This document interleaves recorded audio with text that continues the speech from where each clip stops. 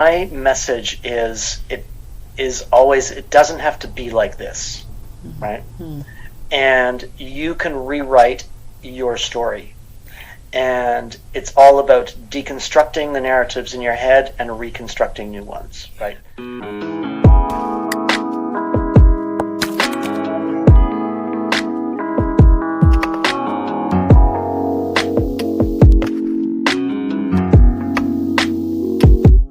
Change begins with you. Welcome to another inspiring episode of Podcast with SHEILA, the podcast that is spreading positivity around the world by sharing inspiring life experiences. Today's guest is the co-founder of Whole Human Coaching.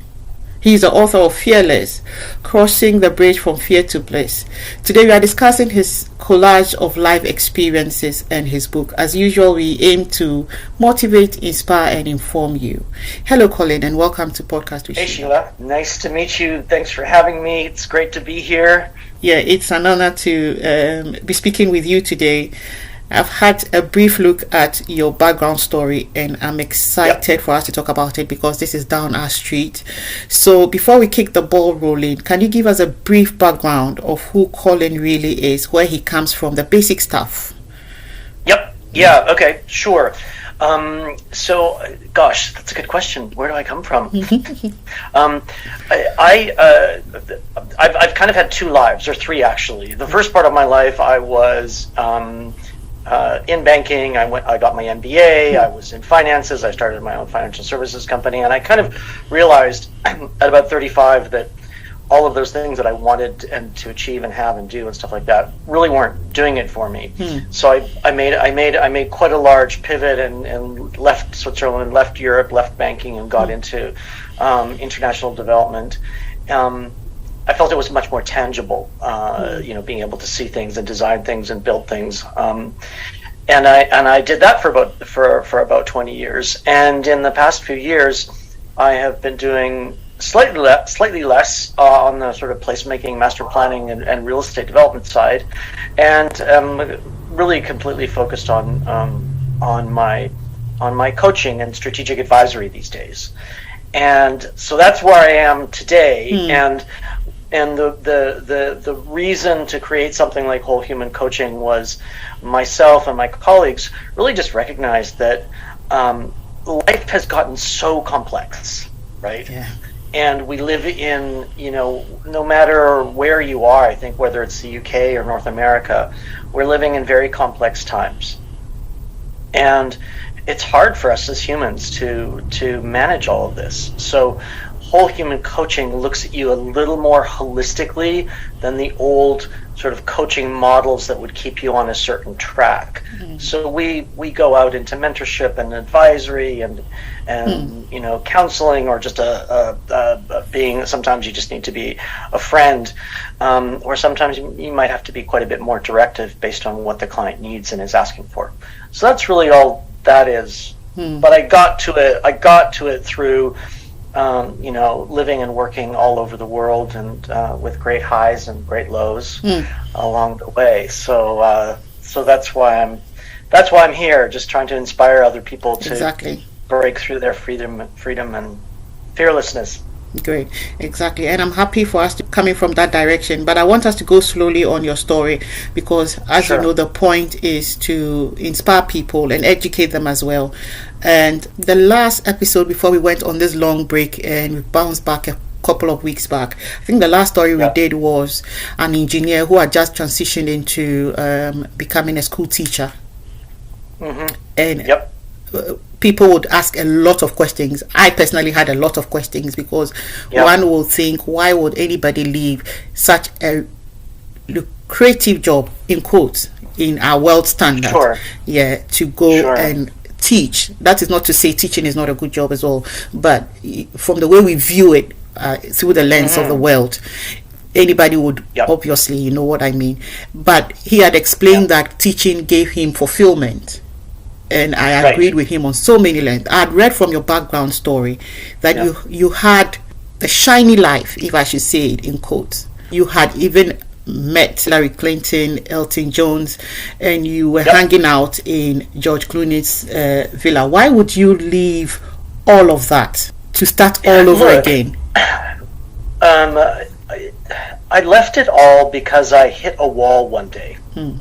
You know, for 10 or 15 years, I strove to have and to get and to be and to accumulate and to get into those places and be with those people. And I literally hit a wall, SHEILA, where I was so overcome with depression and anxiety that I couldn't move forward, right? And my friends were like, you've got to do something. You've got to do some relaxation exercises. You're 35 and you're going to have a heart attack, right?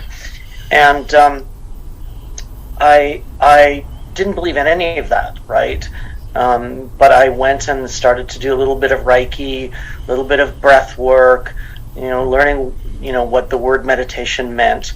And I had a really special experience one day in 2001, and it kind of it was like a lightning bolt from the universe that just said, this is all wrong, and you've got to listen to your body. You've got to listen to who you are really inside, and all of this stuff, you know, that you accumulated and checked off on a list is completely vacuous if you don't feel whole inside. So I can totally understand how an engineer would have gone from that into teaching. He must have had some kind of, I think, pivot or moment in time where it's like, all right, this is not working. And I think it's societal and cultural, and the way we educate our kids and our children. What is success, right? Right now, it's lots of flashy, like you say, shiny things. And for 15 years, I was seeking fabulous. I wanted all that. The whole list of stuff that you don't do when you're completely focused on your ego and attainment of these external things. So. So from what I gather from your story, are we saying shiny life is stressful? Because somebody on the other side is working so hard to live this kind of life you had just come out of. And from, personal experience, when you talk to people back home and you tell them, oh, stay back home, you don't need to travel out. There's nothing here, it's more stress. What they'll tell you is, wait and let us experience that stress ourselves. You're there now, so you're saying that. It's a kind of similar story with yours, because somebody will be saying, because you've achieved all of that, you've lived that life, now you're saying it's stressful. What can we say to people who are aiming to be in that space? Look, I don't think there's anything wrong with being in that space. And I was just in the south of France recently, and I had a great time. Yeah. I was in that context again, but this time I wasn't trying to get it. I wasn't trying to get there. It wasn't the destination. So what I'm saying to people is, don't make all that stuff the destination.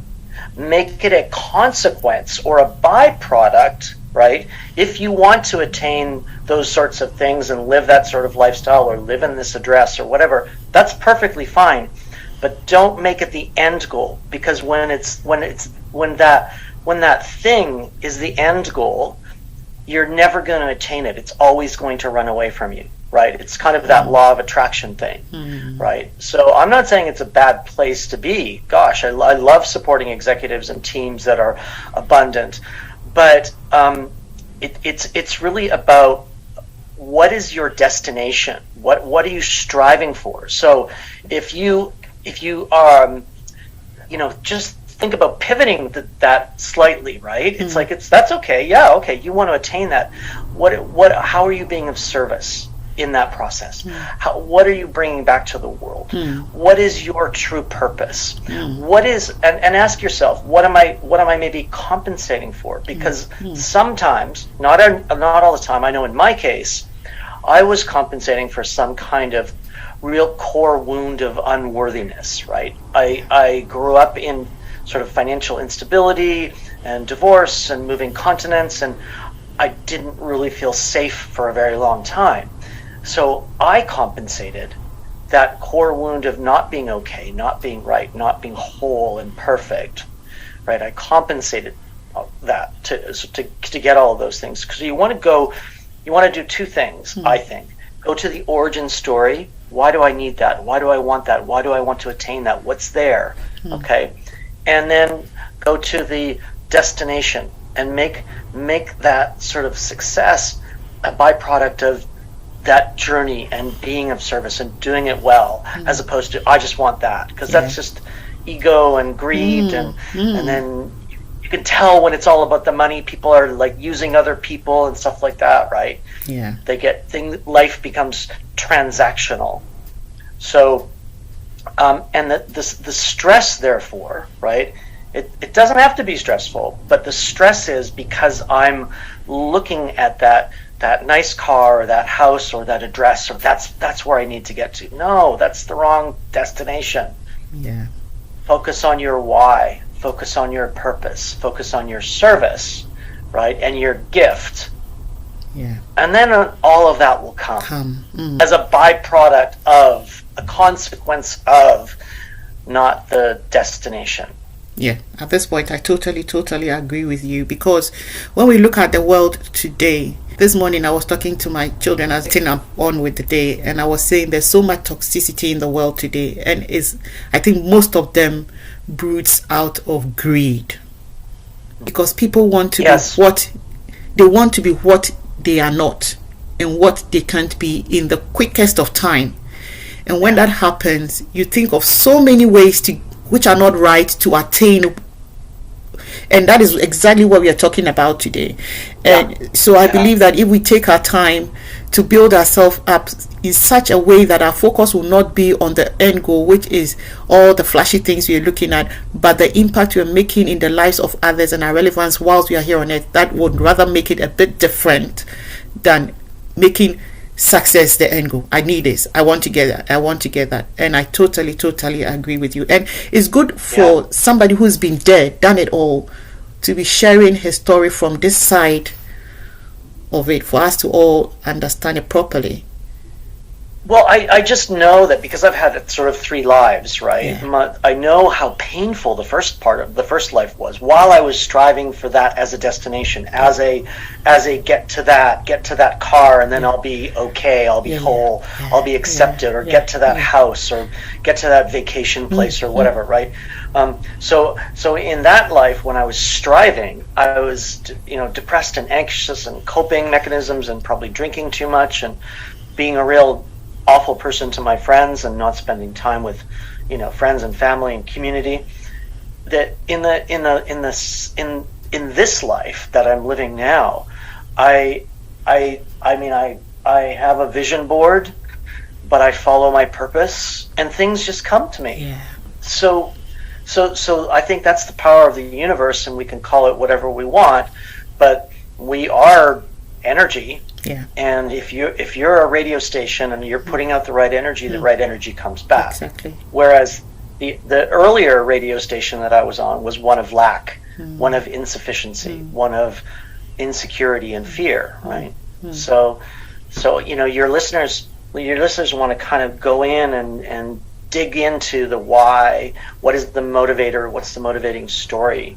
And if it is all of those negative things, shift, pivot. Okay, let's talk about what you just said. My purpose, my contribution, my value. What am I going to add? What am I going to bring to the table? And then it comes to you, and it's stress free. Yeah. Wow. Yeah, I like that. What is the importance of living your authentic self? Well, I mean, that is that is probably one of the most important things that you can do in your life, is live in integrity, right? Live in authenticity. And again, I can tell you, having lived it on my own body and soul and mind, where I wasn't living in integrity, and this only changed recently. It took quite a while to figure that out, that I was, people pleasing. I was saying yes when I should have said no. I wasn't able to set boundaries. I would just say yes. The traits, right? Yeah. And ultimately, now science and medicine are really proving that that stuff has a negative effect on your body, and it reduces your immune system, and it helps nurture dis-ease, right? And dis-ease, so unfeeling, not well, feeling off, and ultimately disease. There's a great author called Gabor Mate who just wrote The Myth of Normal, right? Precisely about our toxic society and our toxic culture, but how that is impacting us as, humans in biological evolution. So it's really important, especially in the world that we live in, which is so in change and in transition right now, like it hasn't been for a long time. And I think everybody feels that. You have got to, if you're not centered in who you are authentically, you're setting the stage for unhappiness or depression or autoimmune or all of those things. The body says no, and we don't listen because we think we're invincible, right? Yeah. So super important. And also it's not only important for your body and the expression of who you are, right? Being able to express your needs, but also being able to accept communication and nonviolent communication and things like that. When you're living in authenticity, you're flourishing because you're not chained down by any stories that you're telling people or telling yourself. Yeah. It's liberating, right? Yeah. And when you're liberated, you can be creative and supportive and productive and perform better. Yeah. Right? Yeah. And thrive. You're not waking up every morning to put up a kind of facade because people are expecting to see you in a particular way. So even when you're not up to it, you have to put it on. You're just being you, and this is you, and they have to just accept you as you are. I think that's really it. It's about making sure you don't internalize negativity, because that turns into dis-ease.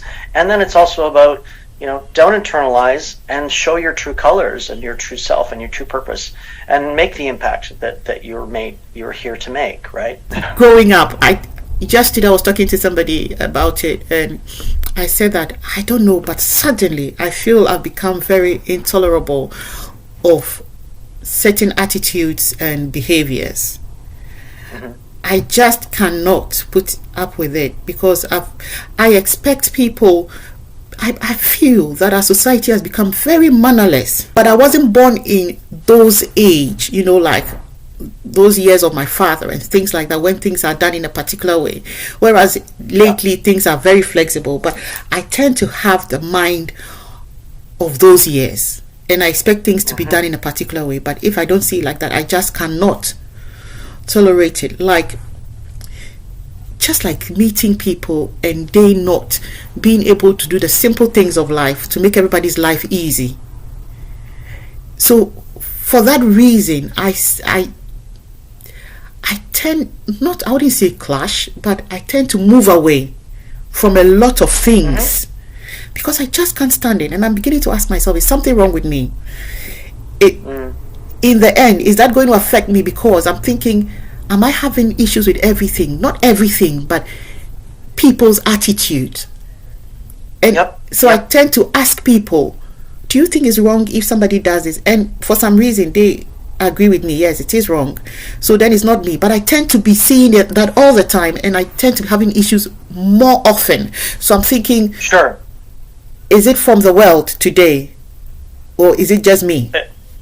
No, it's not just you. There is a lot going on, right? Yeah. From in every sector, right? Yeah. But there's things going on with social justice warriors and activists and political activists and trans activists and genders and politics that are so divisive and all of this stuff. So it's normal that you feel unsettled, right?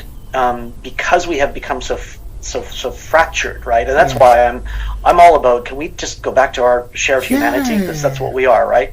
But society has become fractured, and I blame a lot of that on things like social media, right? That divisiveness that has happened. So it's not I don't think I don't think you're crazy at all. I think a lot of people are struggling with the same things, struggling with even being able to say how they feel, because they might get canceled by their friends and their family. But honestly, when you're feeling like that, you need to start thinking about finding a new tribe, and just simply pulling away, because trying to fight it, right? Whatever faction you're dealing with, right? That's making you slightly crazy. Trying to fight it won't help. Yeah.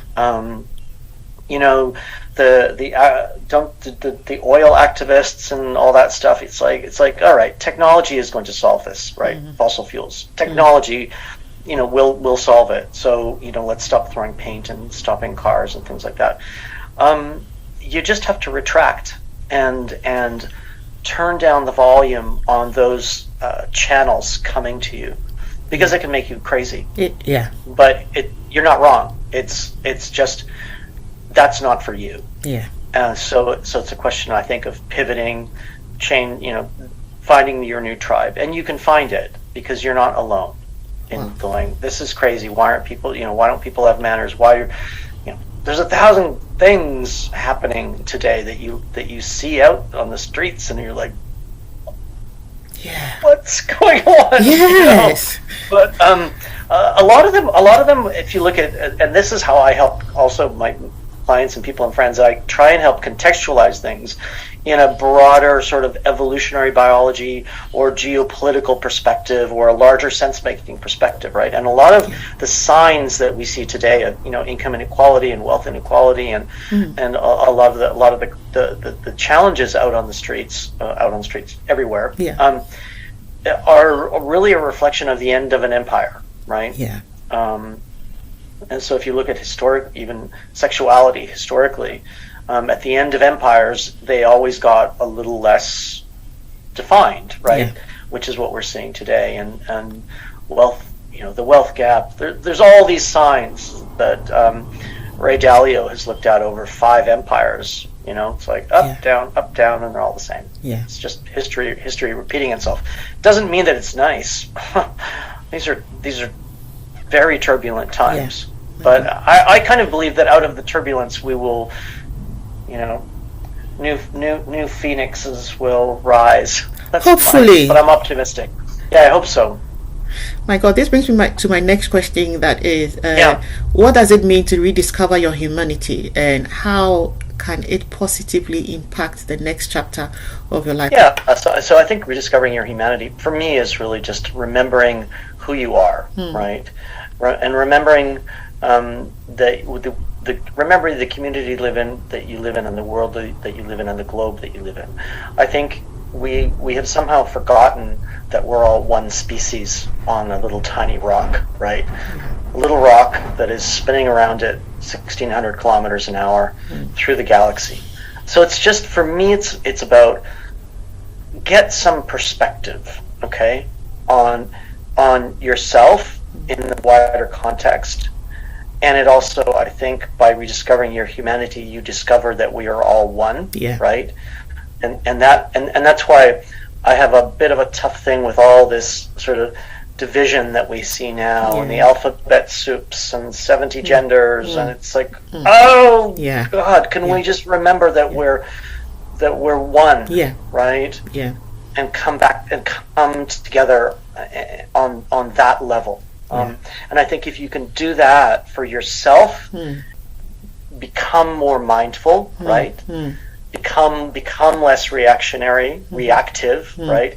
And I think you can design the next chapter of your life with more clarity, without the lenses of crime and greed and corruption and pain and toxicity. All those lenses through which you see your life today can be cleansed and shed away for greater clarity, greater impact, greater performance, and a stronger purpose and contribution here on the planet, whether you're a single family mom or the CEO of a Fortune 500 company. For some reason, past episodes we've recorded, everything boils down to, we don't start with it, but you see that as the conversation carries on, we end up at diversity, inclusion, topics like that. Little bits of it coming in. So it looks like this is becoming a major problem in our world today. The differences we see is something that seems to be coming up in our faces all the time, which doesn't seem to be helping as a people. I don't think it's helping, but that's my personal opinion. I don't think it's helping businesses. I don't think it's helping people. I don't think it's helping particular groups or races. I thought we had sort of won those battles already, right? And I thought we were moving forward, but it feels like we're not. It feels like we're being torn apart because of all that. Yeah. So I think DEI is not very inclusive. It just feels wrong. So, but that's my opinion. Do you think that there would ever be a point in life where the lines of the differences we see will be blurred, that we will become as one people ever? And if that is going to happen, what do you think would take us to that step, or what do we have to be doing as a people individually? Probably if we start from somewhere, we'll get there. I think what's happening in the world is kind of a bit of a reaction to the globalization that happened, right? Yeah. So I think if you look at things from a geoeconomic perspective, it feels like we're going a bit back towards more locality, more local, more locally grown, locally sourced, community, etc., etc. So I think that is a good step, where people are moving back to rural towns. People are simplifying their lives. Yeah. Post-pandemic, people are rethinking, reimagining work. AI is going to completely change everything, right? Yeah. So we need to be thinking post AI, post AI economics. How is this world going to look, and how can we contribute? So I think I'm optimistic that I'm optimistic that if we can turn down the volume on global and turn up the volume on local, that might be a positive way forward. I think. I hope. But I might be that might just be me seeing my world through my lenses, right, through my frame. But it feels like a lot has to break. And there's a great book out called "The End of the World Is Just the Beginning" by what is his name? Gosh, I'm blanking on his name right now. But he's a great geopoliticist and kind of frames the whole thing about what's going on and what's going to happen in the next 10 or 15 or 20 years. It's fascinating stuff. Wow. Let's talk about fear and some of the simple steps we can use to overcome fear. Yeah. So I kind of have a because I've dove into the deep end so many times and been fearless so many times, and sometimes not, but I kind of have an 8-step program, right? And for me, the first thing you have to do is put up a barrier of protection against negativity. So by that I mean social media, news organizations, toxic people. So just don't let that stuff into your life. I mean, I know people that listen to the news at 11 p.m., right, and are bombarded with negativity, and then they wonder why they don't sleep, right? So protect yourself from negativity. The second would be to listen to yourself, and I mean listen to yourself deeply, right? The body is always telling you a story. We don't listen, right? So often in our society. So listen to the messages that you're getting. And then the third point for me is, if you're living in fear today, okay, protect yourself, right? Listen to yourself. And the third step for me is let's design the future that you want to have, that is fearless, okay? And we can use all sorts of ways to get there, whether it's vision boarding or manifestation or whatever. But let's paint a picture, break that down into new goals, right? So I think that's step 4 or 5, right? So you've got the picture, this is my life. Break it down. How are we going to get there? Step by step, right? So you map it out and you plan it out. And then you add daily rituals to stay on track. And that might be sound baths, that might be meditation, that might be a special uplifting podcast. There's all sorts of free tools out there. You don't have to spend a lot of money. And then the last step is really forget what you've been told, right? And I don't mean forget about all of your education, of course not, but forget about the conditioning. And this goes back to the beginning of our conversation, right? Yeah. Forget about the conditioning that is holding you back. Yeah. Because if you're telling yourself a story of unworthiness or a story of fear or a story of lack or whatever, go back, we have to find the origin story of that fear and anxiety and exercise it, okay? And that's what I mean by forget about what you've learned. It's let's ditch the conditioning that's not serving you. Is it wrong to say yes to opportunities when you don't know what is coming up next? Is it wrong? No, I think it's for me it's right, because but what you've got to follow is your gut and your intuition, right? And I think sometimes, at least for me, saying yes to opportunities where I didn't know the whole picture, I didn't know the whole end game, I didn't know the solution, right? But by saying yes to an opportunity that pushes you past your boundaries and past your limits or perceived limits, I think is fantastic, because you learn along the way. That's why I never really classify anything as wrong or right. It's like, I got here today, right? Living in harmony and peace and performance, and I got here today because of saying yes, right? Yeah. And those opportunities might have. I said yes to one project once, and I found out I moved from Montenegro to London, and then I found out 6 months later that the project was, didn't have any funding, and they didn't have the legals, and they hadn't, so it that could have been classified as a disaster, right? Because I went from living in the cheapest country in Europe to the most expensive, right? And then don't have a project or a job after 3 months.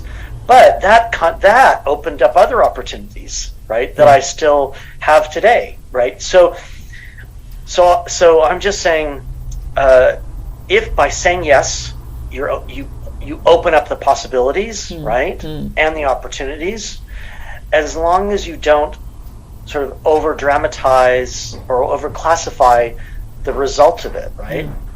You don't know. You don't even know the timeline. How can you judge something? Right? Yeah. If you said yes and then 3 months later it's, oh my God, this is awful. Well, how do you know? It might be the biggest gift you got, because in another month something else is going to happen and pivot and change your trajectory. So don't judge things on a limited time frame. Because you don't know. Let's talk about your book, Fearless. What is it about, and what led you to write that book? Yeah, so it is. It's still in developmental edit, so it's being edited right now. But I wrote it, or I'm writing it, really to help people get to this place of bliss much faster than me. So it took me, 15 years of work in this sector. It took me 30 years to finally go, all right, I'm home, I'm whole, I'm good. So I think I just want to help accelerate that process for people. It doesn't have to take you 20 years. Let's do it in 2, right? Yeah. Or 1. So it's really a little bit about my journey with those 8 steps interwoven in. It's like, well, I'll do this because I can tell you, from my experience, it worked. From science, it's working. Try it. And so it's just a guide to it's like an accelerator to fearlessness. basically. Great. At this point, I would like to ask for your final message to our listeners as we wrap up. My message is always, it doesn't have to be like this, right? And you can rewrite your story. And it's all about deconstructing the narratives in your head and reconstructing new ones, right? So, and you might feel like you're in a great space right now, in a great place. I'm like, okay, well, that's fantastic. It can be better, you know. So for me, it doesn't have to be like this. Don't be stuck. Let's deconstruct and reconstruct a new you, a thriving you. You deserve it. We all do. Yeah, I love it. I love your ending message so much, and I think I'm going to take it away with me. I believe everyone else will. Yeah, we would like to say a massive thank you, Colin, for coming on Podcast with SHEILA today. It's been a pleasure. Thank you so much, SHEILA. Great. If you've been listening in, this is season 2, episode 85 of our podcast series, where we bring seasoned guests with inspiring real life experiences to share with us. Do not miss out on all these lovely experiences. Subscribe and be notified when a new episode is released. Whilst at it, please drop us a rating. We have a video presentation of this episode on our YouTube channel. Just search for Podcast with SHEILA on YouTube and you would find us. Our prayer for you this week is that you will learn to live your authentic self. Don't be pressured by the ongoings of today's world. Together, we will make the world a better place. Until we meet again, have a brilliant week.